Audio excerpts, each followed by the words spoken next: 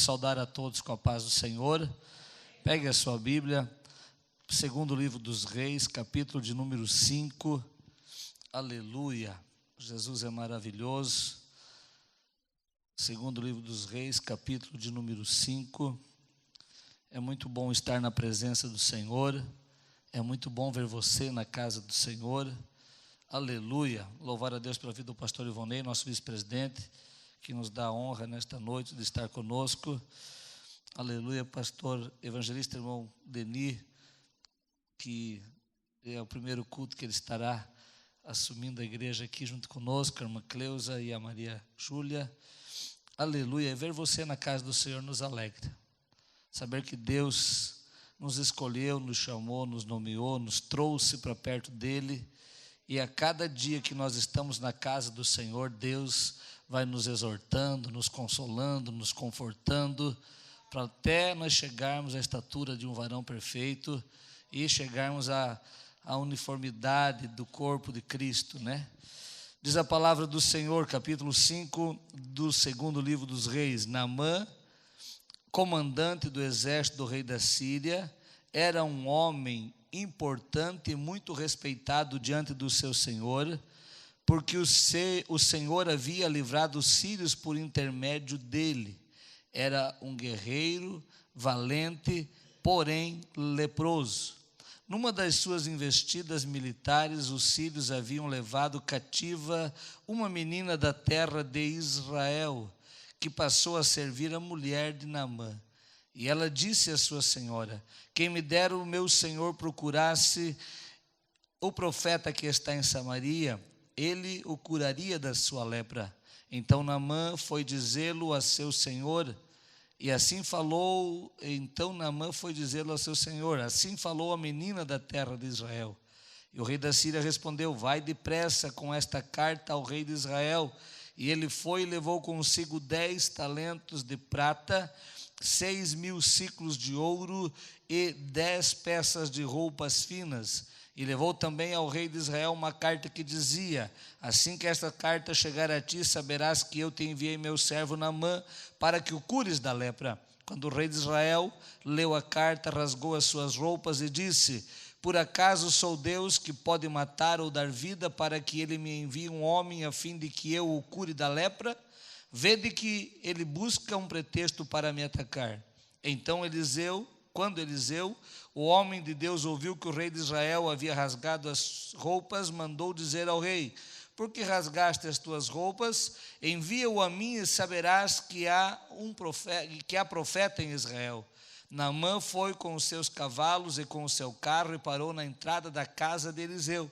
Então este lhe mandou um mensageiro para dizer: vai, lava-te 7 vezes no Jordão, tua pele será restaurada e ficarás purificado. Porém Naamã retirou-se indignado, dizendo: eu tinha certeza de que ele viria me encontrar, invocaria em pé o nome do Senhor seu Deus, colocaria a mão sobre as feridas e me curaria da lepra. Por acaso os rios de Abana e Farpar de Damasco não são melhores do que todas as águas de Israel? Eu poderia me lavar neles e ficar purificado. E foi embora indignado. Porém os seus servos foram até ele e lhe disseram: meu pai, se o profeta tivesse te mandado fazer algo difícil, não o terias feito? Quanto mais se ele apenas disse: lava-te e ficarás purificado.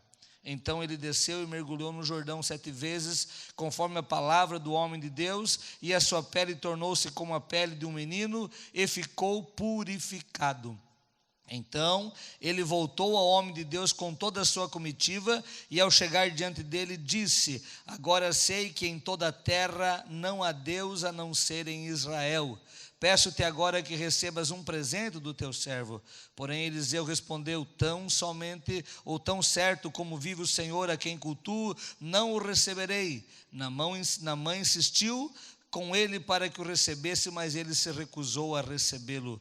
Então Naamã disse: deixa-me ao menos que o teu servo leve 2 mulas carregadas de terra, porque este teu servo nunca mais oferecerá holocausto nem sacrifício a outros deuses, senão ao Senhor. Que o Senhor perdoe isso ao teu servo, quando meu senhor for ao templo de Rimom para ali adorar, e se apoiar na minha mão, e eu também tiver que me curvar no templo de Rimom, quando assim me curvar no templo de Rimom, que o Senhor me perdoe isso ao teu servo. E Eliseu disse: vai em paz. Esteja sentado na presença de Deus. O Espírito de Deus tocou meu coração para falar sobre Naamã nesta noite. Naamã, escolhido por comandante do rei da Síria, inserido no texto do segundo livro dos reis, pela maneira como Deus o resgatou, restaurou, salvou e mudou a vida dele através do testemunho de uma menina. O texto vai dizer que Naamã era um homem muito importante, era respeitado, era honrado, era alguém que tinha uma proeminência muito grande no reino da Síria. Ele era chefe do exército do rei da Síria, e ele entrava e saía, mas ele tinha um porém: ele era leproso. A lepra que Naamã possuía talvez ainda não tinha tomado conta do seu corpo na sua totalidade, e talvez era em alguns lugares em que dava para camuflar e esconder, mas ele tinha um porém: ele era leproso. A menina que foi para casa de Naamã, onde ela foi colocada, ela percebe que Naamã não se alimentava com os demais, que Naamã ficava separado, que Naamã tinha uma diferença, e ela vai descobrir que Naamã era leproso. Tem algumas coisas que aconteceram nessa passagem que nos dão um ensinamento muito grande. Naamã era importante. Naamã, e eu vou tentar contextualizar, como sempre prego, contextualizando para os nossos dias, para a nossa vida cotidiana, para a nossa vida diária. Por mais importante que eu e você fôssemos, ou sejamos, ou venhamos a ser, nós vamos sempre ter um porém. Nós não vamos ser perfeitos em totalidade. Nós não vamos ter uma totalidade de perfeição na face da terra e até mesmo diante da igreja. Sou pastor já há 18 anos, quase 19 anos, atendendo igreja, e às vezes a gente é tratado como alguém que não tem luta, como alguém que não tem dificuldade, como alguém que não tem imperfeições, como alguém que não erra, como alguém que não faz nada que atrapalhe. Mas eu e você somos humanos de carne e osso, todos nós. Tem pessoas que olham para os crentes e dizem que o crente não pode fazer isso, não pode fazer aquilo, não pode fazer aquilo, não pode fazer aquilo, e o crente tem que viver uma perfeição. Todos nós, se você olhar para a Bíblia Sagrada, você vai encontrar os personagens do Gênesis, Apocalipse, todos eles eram imperfeitos. Cada um que se levantava, Satanás, de uma maneira astuciosa, o atingia de alguma maneira. Somente Jesus Cristo, que foi varão perfeito e não pecou, não errou, não falhou, não transgrediu, cumpriu toda a lei, e cumprindo toda a lei, ele foi morto, aleluia, mesmo cumprindo toda a perfeição da lei, ele foi morto, condenado, crucificado e se tornou maldição por nós, e ressuscitou para nos dar vida e vida eterna com abundância. Se você olhar para Abraão, se você olhar para Jacó, se você olhar para Moisés, se você olhar para Davi, se você olhar para Pedro, Tiago, João, Paulo vai enfatizar que ele tinha na sua vida um espinho na carne que fazia com que ele se sentisse menor, com que ele se sentisse menosprezado, com que aquilo ferisse ele. Ele vai interceder a Deus, dizendo: Senhor, tira esse porém de mim, tira essa coisa ruim que tenta me esbofetear, como um mensageiro de Satanás que me esbofeteia todo dia. E ele queria ser purificado ou tirado daquilo, e ele não. E aí Deus, de uma maneira especial, vai falar com ele dizendo: Paulo, a minha graça te basta, porque o meu poder se aperfeiçoa na fraqueza. E aí Paulo vai dizer, quando eu estou fraco, eu sou forte. Quando eu sou forte, aí eu estou fraco. Paulo vai dizer que ele tinha essa debilidade. E se você olhar para Pedro, Pedro também, depois de se converter, ele reconhece as fraquezas que ele tinha. Depois de se converter, ele muda a atitude, a mentalidade dele. Se nós trazemos para os nossos dias, Naamã era importante, era um homem de destaque, mas tinha um porém, que o meu porém e o teu porém não seja o pecado, porque quando você olha para a palavra de Deus, para a Bíblia Sagrada, a lepra simboliza pecado, simboliza transgressão, simboliza falha, que venhamos ter qualquer dificuldade na nossa maneira de proceder, mas que não seja um pecado que nos condene à morte espiritual e ao afastamento do céu, aleluia, porque a Bíblia vai enfatizar, e Paulo diz à igreja em Corinto, Jesus diz à igreja, ou melhor, a João, na revelação do Apocalipse, que os que tais coisas cometem não herdarão o reino de Deus. Temos falhas, somos falhos, erramos, somos errôneos, mas que esses erros não gerem ou não virem pecado, e que esse pecado não nos tire da presença de Deus e do céu de glória, aleluia. Naamã tinha o porém, ele era leproso. E aí eu falava que a israelita, a menina que estava lá, ela vai testemunhar, ela vai falar do amor de Deus para Naamã, ou para a esposa de Naamã. E ela disse, se o meu Senhor estivesse em Samaria, aonde tem um profeta, ou diante do profeta, ele seria curado.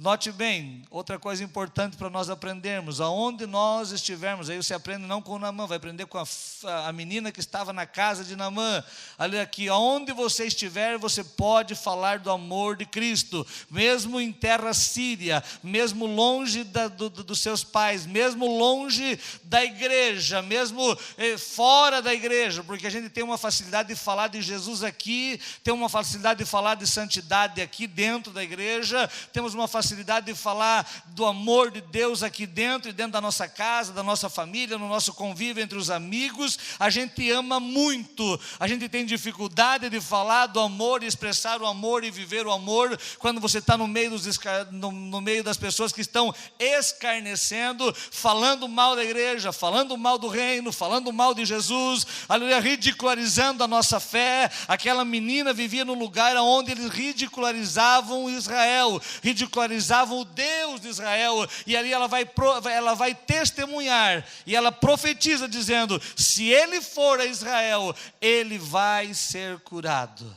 A fé daquela menina não foi abatida diante da circunstância que ela vivia. A fé da menina não foi destruída pelas pessoas que estavam ao seu redor, pela sociedade que estava ao seu redor, pela redondeza onde ela vivia. Não, ela não permitiu que a fé morresse. Aleluia, se nós perdermos o contato com a igreja, se você não vir à igreja, como que a tua fé, por motivo, claro, de dificuldade, não por vontade própria, mas por uma perseguição, ou por uma doença, ou por qualquer outra coisa, e você acabar não vindo à igreja, será que a nossa fé, ela vai permanecer íntegra, da mesma maneira como nós viemos, quando estamos inseridos na igreja, quando estamos sendo visitados por amigos, quando estamos sendo incentivados por pessoas que nos querem bem? Nós precisamos entender, aleluia, que a nossa fé, ela tem que permanecer de pé, tem que permanecer viva,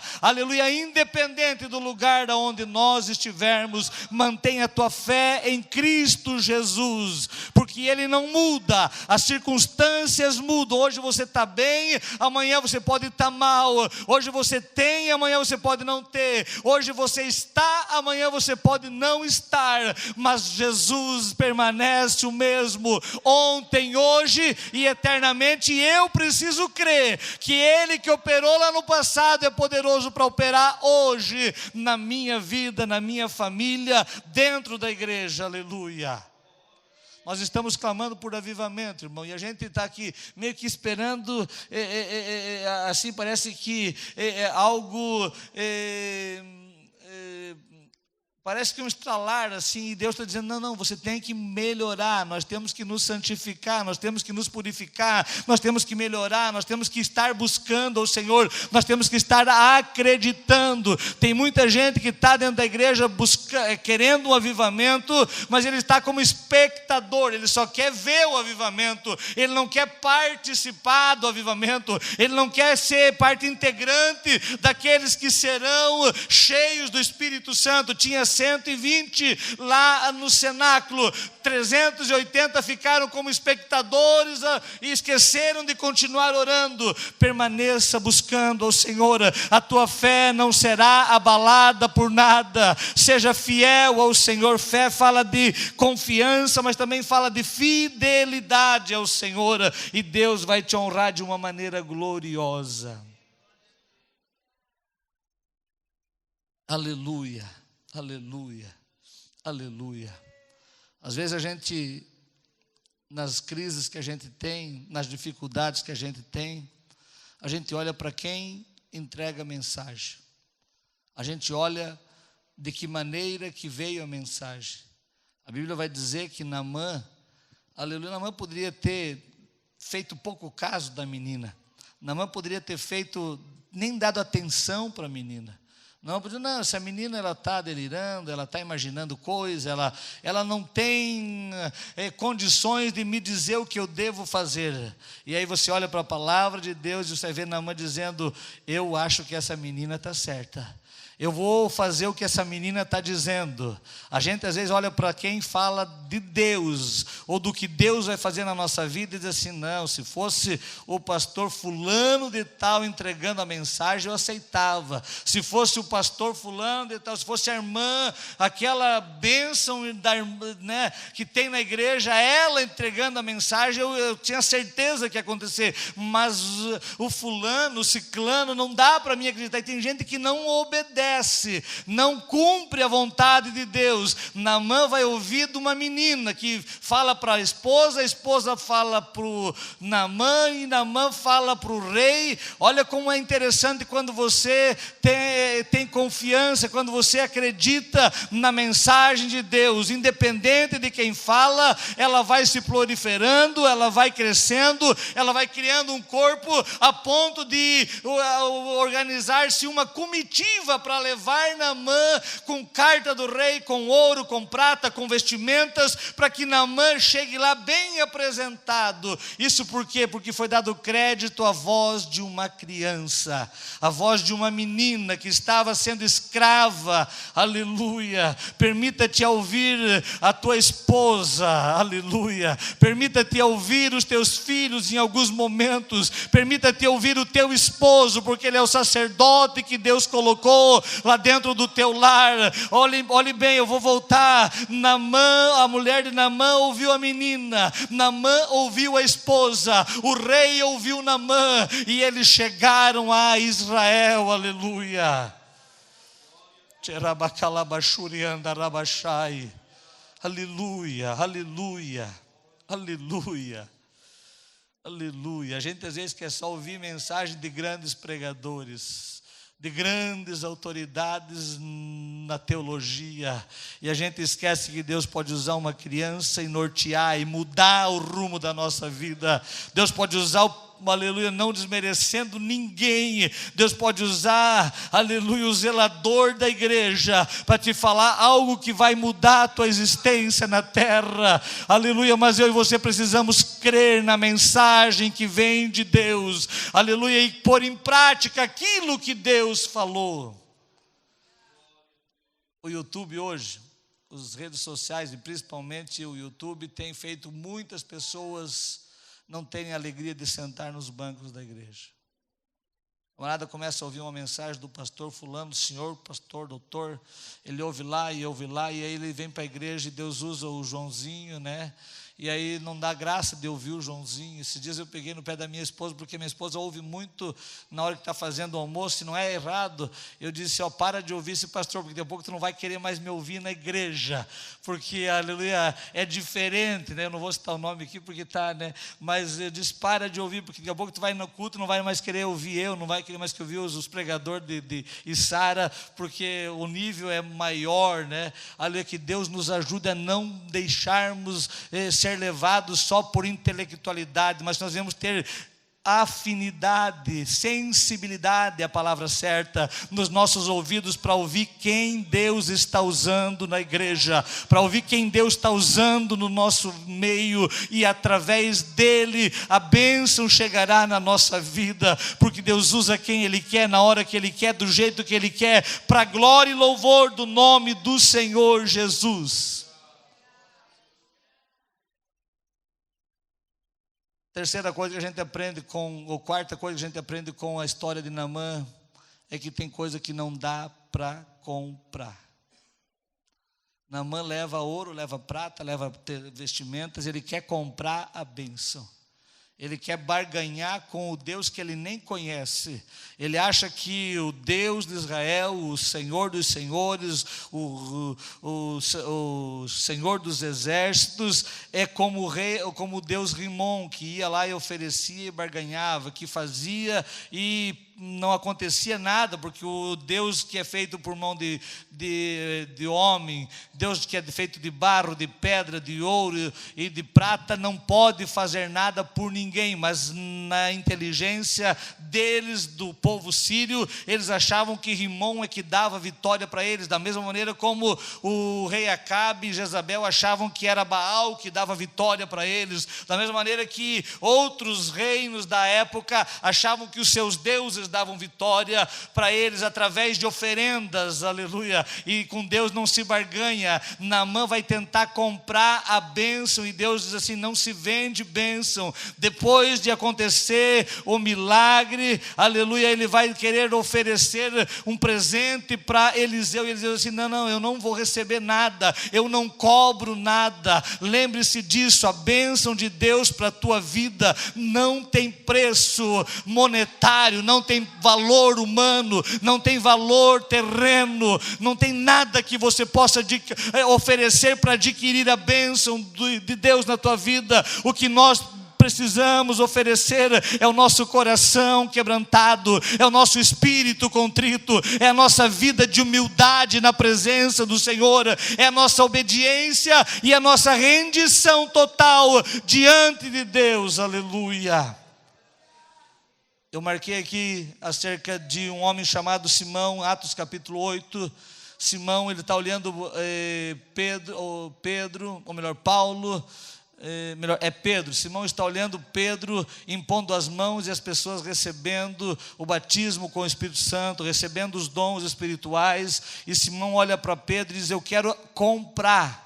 Simão era encantador, Simão tinha a arte de ilusão, iludia as pessoas, encantava as coisas e fazia, era como um mágico de hoje, era mágico. E ele aparece para Pedro e vê Pedro fazendo aqui algo extraordinário, Deus usando Pedro de uma maneira especial, e ele diz assim: eu quero comprar isso também. Pedro olha para Simão e diz assim: que seja contigo o teu dinheiro para o teu mal, porque as coisas de Deus não se adquirem por dinheiro, não se adquirem por valores monetários. É tempo de nós vivermos um cristianismo de entrega total ao Senhor, não é parcial, não é monetário, é entrega total. Tudo que é meu é do Senhor, tudo que eu tenho é de Deus. Nós temos um corinho que a gente diz assim: eu sou sócio de Deus e sou muito feliz. Eu sou sócio de Deus e vivo muito feliz nesta sociedade. Deus me aceitou, Ele me quis,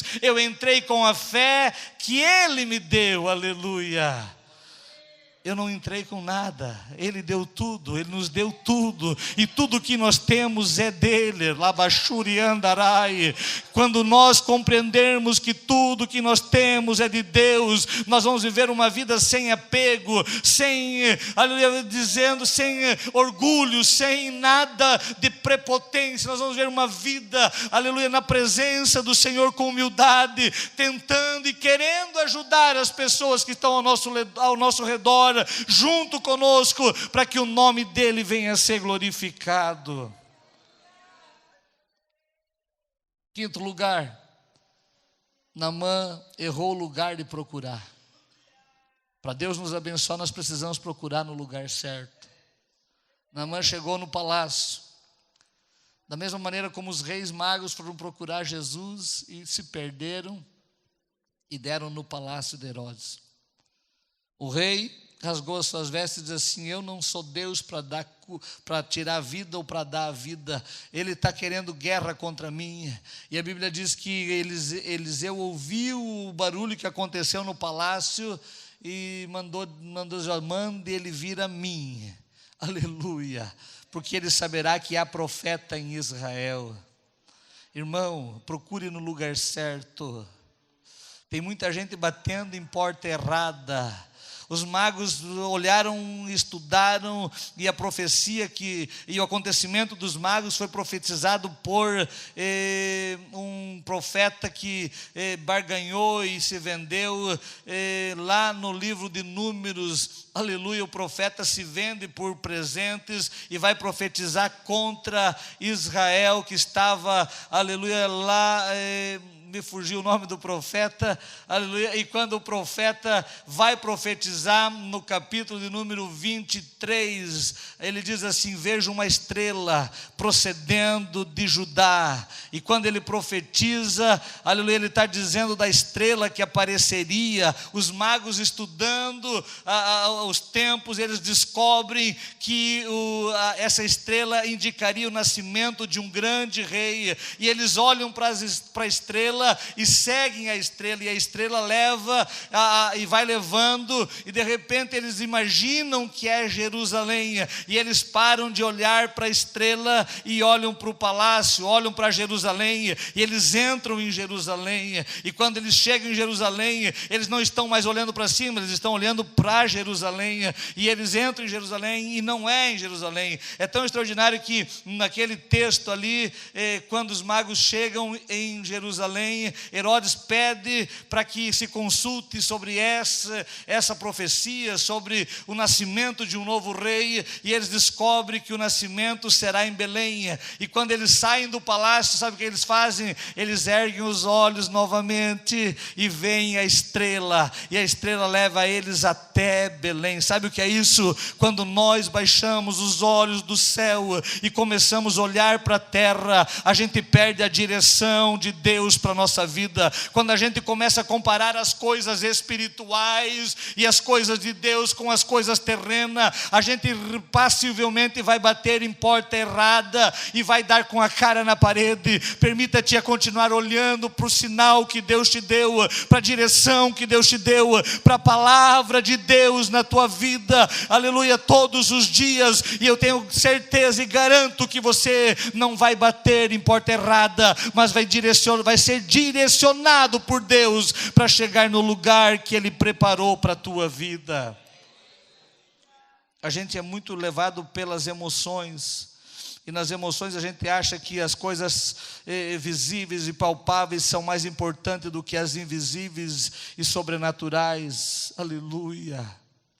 É tempo de eu e você crermos no sobrenatural de Deus. É tempo de eu e você fazermos algo, aleluia, para que venhamos experimentar o que Deus tem para a nossa vida. Deixe de andar na mesmice, de continuar fazendo as mesmas coisas. Eu falava aqui hoje pela manhã que quando o povo de Israel foi entrar na terra prometida para conquistar a primeira cidade de Jericó, quando vão atravessar o Jordão, Deus usa Josué, e Josué diz assim: a partir de hoje vocês vão caminhar por uma estrada ou por um caminho que vocês nunca caminharam. Sabe o que é isso? É sair da mesmice, do mesmo caminho, da mesma coisa todo dia. Parece que a gente vai se habituando ao mesmo ritual. A gente entra, a gente fica e a gente sai. A gente entra no culto, sabe que vai ter o hino, que vai ter, eu já falei isso aqui outro dia, que a gente meio tem um habitual no culto, e se o culto não for do jeito que a gente está acostumado, a gente meio que até estranha. É tempo de eu e você experimentar um novo de Deus. Não é coisa, aleluia, modismo, não é coisas novas, não, é o novo de Deus para a nossa vida, que está inserido na palavra, no contexto, aleluia, sagrado, para que Ele venha realizar milagres na nossa vida. E procure no lugar certo. Venha à casa do Senhor, venha à presença de Deus. Eu não sei se falei aqui, mas eu fiquei morando uma das últimas vezes que eu morei na igreja, 2 anos eu fiquei morando na casa pastoral, e eu estranhei muito, irmãos, porque quando eu era criança e antes de casar, até eu me casar, eu morava na casa pastoral com o pastor Valmor, e a gente era procurado, principalmente quando eu era criança, eu lembro muito que a gente era procurado pelos irmãos, lógico que tinha menos recursos, menos condições financeiras, os irmãos passavam na igreja e iam para o hospital, passavam na igreja e iam para outros lugares, sempre naquele caminho de passar e consultar o homem de Deus e pedir a direção. E eu fiquei 2 anos, e eu não perdi um sono, nem uma madrugada vieram me procurar. Eu disse: Senhor, está errado, o povo precisa lembrar que aqui é o lugar que há direção, aqui é o lugar que Deus dá uma resposta, aqui é o lugar que Deus tem uma palavra para definir a tua existência,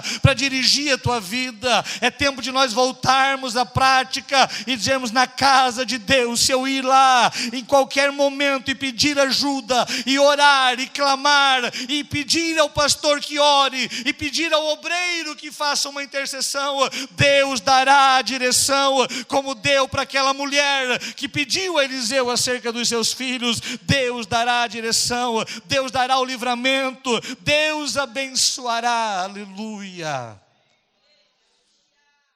Eu queria que você começasse a comprar carro novo,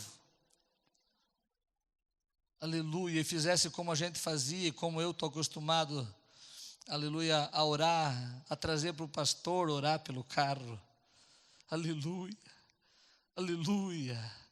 Ah, pastor, mas não precisa, é só um bem material, mas é a gratidão a Deus, aleluia.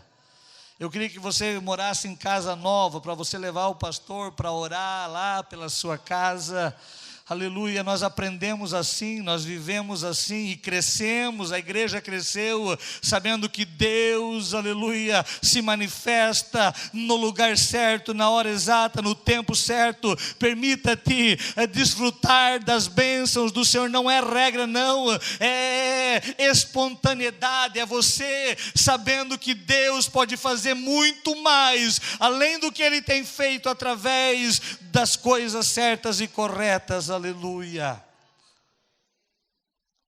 5º lugar, não tente resolver as coisas do seu jeito.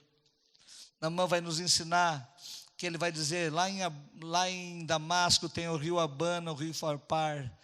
Eliseu disse: vai lá e se lave no Jordão que tu vai ficar curado.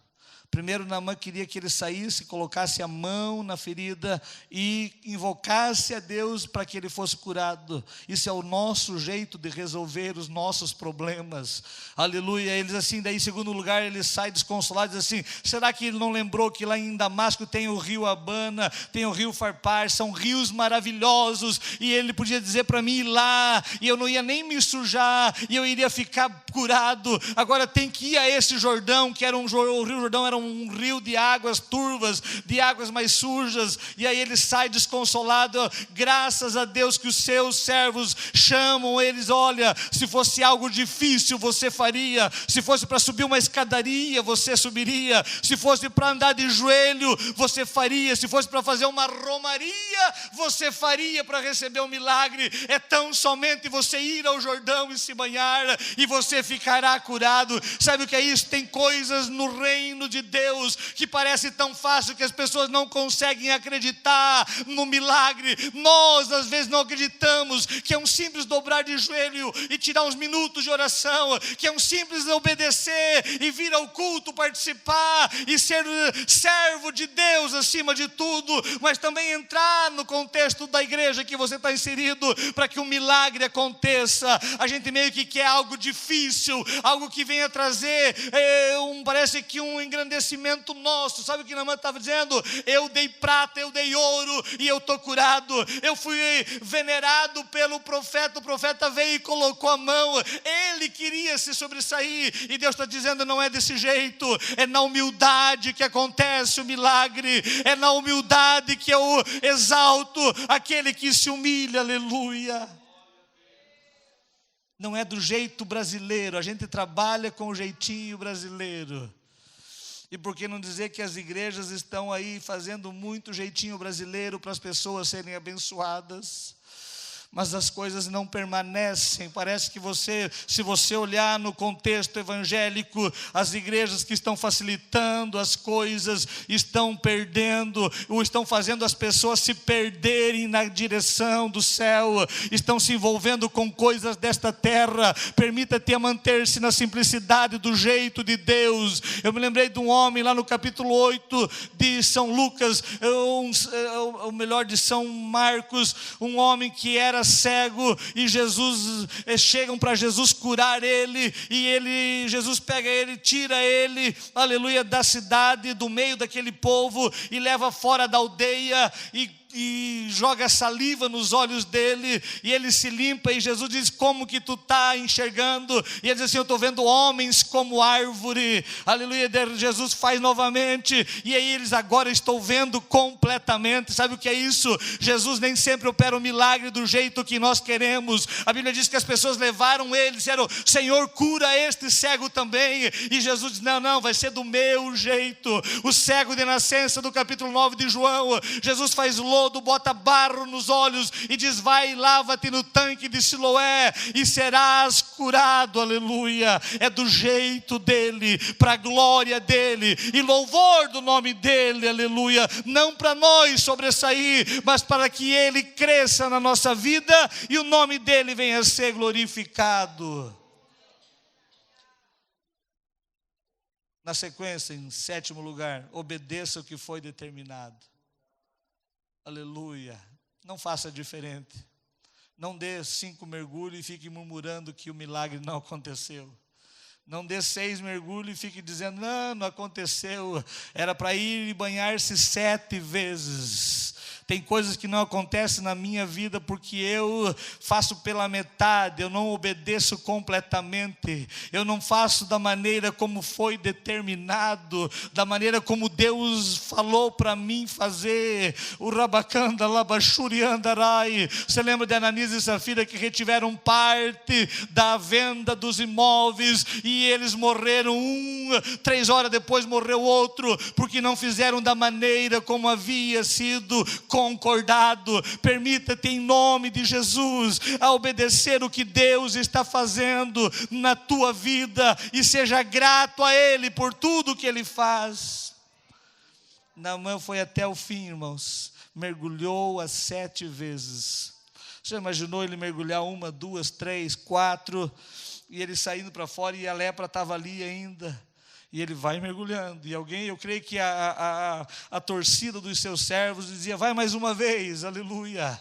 E é tão extraordinário quando alguém nos impulsiona a vir mais uma vez, a orar mais uma vez, a buscar mais uma vez, a contribuir mais uma vez, a acreditar mais uma vez, a esperar mais um pouquinho, aleluia. O ruim é quando as pessoas nos desestimulam e dizem assim: não adianta você gritar, não incomodes o mestre, não adianta mais, Jesus já passou, Jesus não vai te ouvir, como falaram para o cego de Jericó, como falaram para Jairo, dizendo: a tua filha já morreu, não incomodes mais. Mas quando nós ouvimos alguém nos motivando, dizendo: vai, meu irmão, continua buscando, porque o milagre vai acontecer, porque a vitória vai vir. Eu e você, como igreja, precisamos motivar as pessoas a permanecerem lutando, clamando, orando, jejuando, ofertando, para que o milagre de Deus aconteça na vida delas.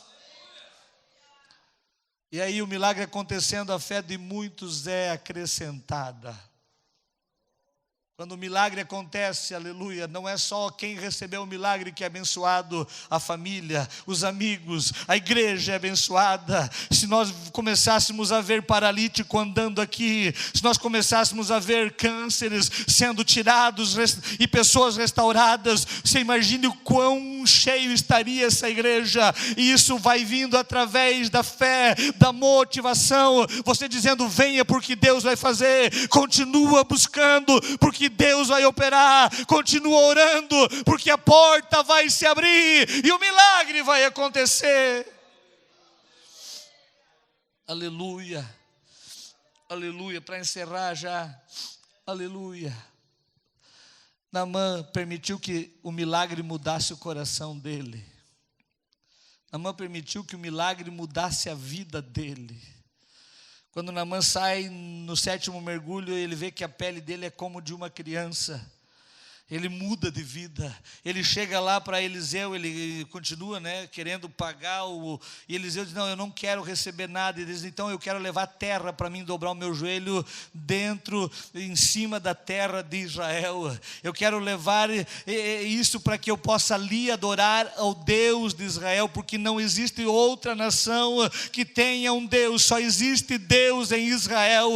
A vida dele é tão mudada que ele vai pedir perdão antecipado, porque ele vai ter que levar o rei a adorar Rimon. E diz assim: eu vou ter que me ajoelhar para o rei se ajoelhar e se encostar na minha mão para ele se ajoelhar, e eu vou ter que me ajoelhar. Eu quero pedir perdão, porque eu não quero mais nem ir lá na igreja ou lá no templo de Rimon. Eu que não queria, mas vou ter que ir porque sou servo do meu rei. E ele pede perdão antecipado. Cria no coração de Naamã um temor por aquilo que ele vai praticar depois do milagre. Sabe o que é isso?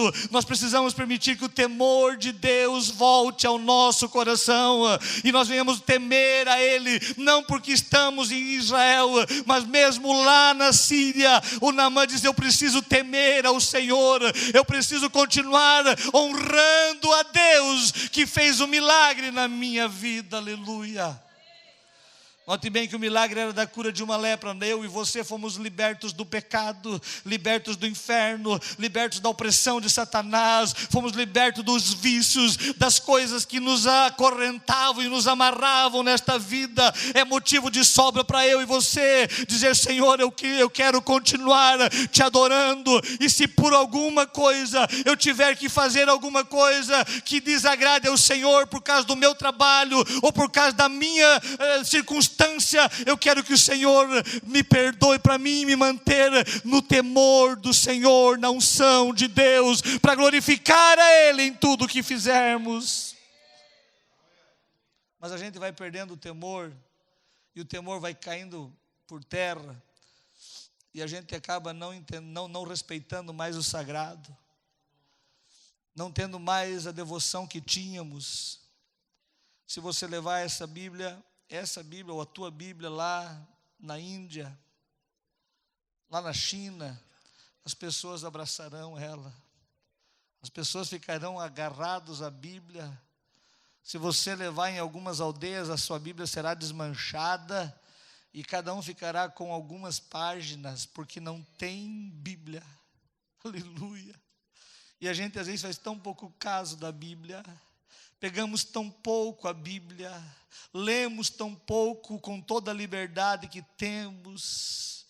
A gente meio que vai perdendo o temor. A gente entra na igreja como se estivesse entrando lá no shopping. A gente entra na igreja e vem à igreja com roupas que a gente talvez não iria numa festa de família, porque não é uma roupa meio adequada. A gente não tem mais aquele temor de entrar na casa do Senhor e dizer: eu estou diante de Deus, eu estou num lugar sagrado, eu estou num lugar que foi oferecido a Deus, para adoração a Deus. Eu estou num lugar em que os olhos do Senhor estão fixos, em que o ouvido do Senhor está atento, em que o coração de Deus foi colocado aqui no dia da inauguração, para que aqui toda oração fosse ouvida, todo gesto fosse percebido e todo gemido fosse sentido por Deus. Aleluia. E a gente gente perde essa sensibilidade, esse temor, aleluia, e a gente acha que está em qualquer lugar. Vamos nós, aleluia, que estamos aqui nessa terça-feira, cuidar do nosso pé, como disse Salomão no livro de Eclesiastes: guarda o teu pé quando entrares na casa do Senhor, não sejam muitas as tuas palavras, aleluia. Se der para cortar, corta depois, lá dá uma editada lá, mas tem momentos dos nossos cultos, irmãos, que se parar todos os instrumentos, se parar tudo, a conversa é muito grande. A gente conversa com todos dentro da igreja e não conversa com Jesus. Já foi sugerido aqui de botar um fundo musical no domingo, antes de começar o culto, para a conversa ficar mais escondida no fundo, porque, aleluia, a gente não se inclina mais, a gente não ora mais, a gente não tem aquele prazer de ficar até a orquestra tocar, isso é pesado, aleluia, mas a gente aprendeu que a gente ficava de joelho, aleluia, até o primeiro louvor ser entoado. Isso aqui que é falta de temor, e quando a gente não tem temor, aleluia, a gente faz coisas que desagradam tanto a Deus. Permita-te ter temor, permita o teu coração voltar a ter o temor, dizer: eu vou para a igreja, eu vou para o espelho, vou ver como é que está minha roupa, se dá para mim na igreja, aleluia. Aleluia, aleluia. Isso aqui tinha que ser num culto de ceia, né? Aleluia. Glória a Deus. Mas que Deus nos ajude a termos esse temor. Eu estou na casa. Naamã foi transformado. Ele disse assim: eu tenho temor, eu vou ter que ir, mas eu não queria ir. E quando eu for adorar, eu quero adorar na terra de Israel. Dobrar os meus joelhos em cima dessa terra. Aleluia. Glória ao nome do Senhor. Naamã foi transformado de alguém que não acreditava em Deus em um adorador ao Senhor. Aleluia, eu creio que Naamã, a partir da conversão dele, aleluia, a partir do milagre que aconteceu na vida dele, ele começou a propagar para todos, aleluia. Nós temos um exército bom, mas Israel tem um Deus extraordinário. Israel tem um Deus que é muito maior do que as nossas forças, é muito maior do que o nosso poderio bélico, é muito maior do que nós temos aqui na Síria, aleluia. Ele começou a proclamar a grandeza de Deus. Que eu e você venhamos a partir de hoje, talvez, melhorar a nossa maneira de respeitarmos o sagrado. Ah, pastor, mas Deus não está nas paredes, Deus não é, o templo é nós. Aproveitar que eu estou nesse assunto, o templo é nós. Parece-me que é João que diz assim, ou Pedro vai dizer, que o sol, aleluia, ardente se queimará, falando do arrebatamento da igreja. E ele vai dizer que, diante de tudo isso, aleluia, diante de tudo isso, quão fiéis nós devemos ser. Achei aqui, 2 Pedro, capítulo de número 3, versículo de número 11. O 10 diz assim: contudo o dia do Senhor virá como um ladrão, no qual os céus passarão com grande estrondo, os elementos queimando se dissolverão, a terra e as obras que nela há serão descobertas. Se todas estas coisas serão destruídas desta maneira, que tipo de pessoas que nós devemos ser? Pessoas que vivem em santidade e piedade. Se tudo vai ser destruído pelo poder de Deus, aleluia, se tudo vai se dissolver, quão piedosos, quão santos nós precisamos ser. Permita-te ter o temor do Senhor.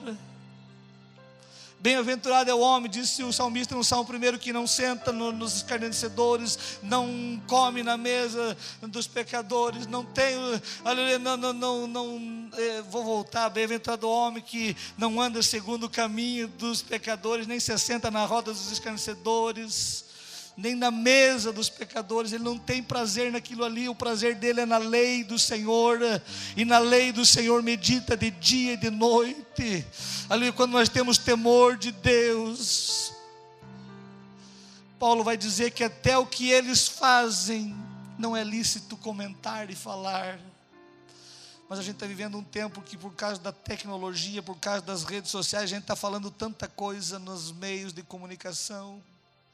E aí o temor vai se arrebentando dentro de nós. O meu horário já passou. Se coloque em pé na presença de Deus. Lembre-se disso. Você tem um porém, mas esse porém, Deus tem um jeito. Aleluia, aleluia. Não barganhe com o Senhor, não negocie, aleluia, a tua fé. Não precisa, aleluia, negociar a tua fé.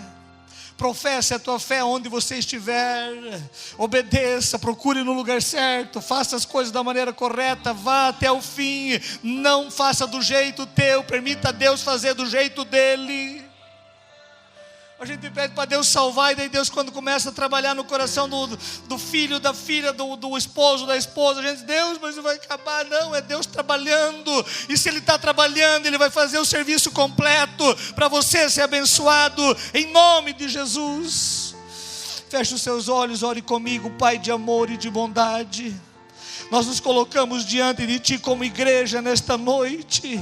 Eu oro juntamente com os Teus filhos que aqui estão, Senhor, e nós reconhecemos as nossas debilidades, os nossos poréns. Nós reconhecemos que nem sempre queremos obedecer, nem sempre queremos fazer do jeito que o Senhor quer. Na maioria das vezes agimos do nosso jeito.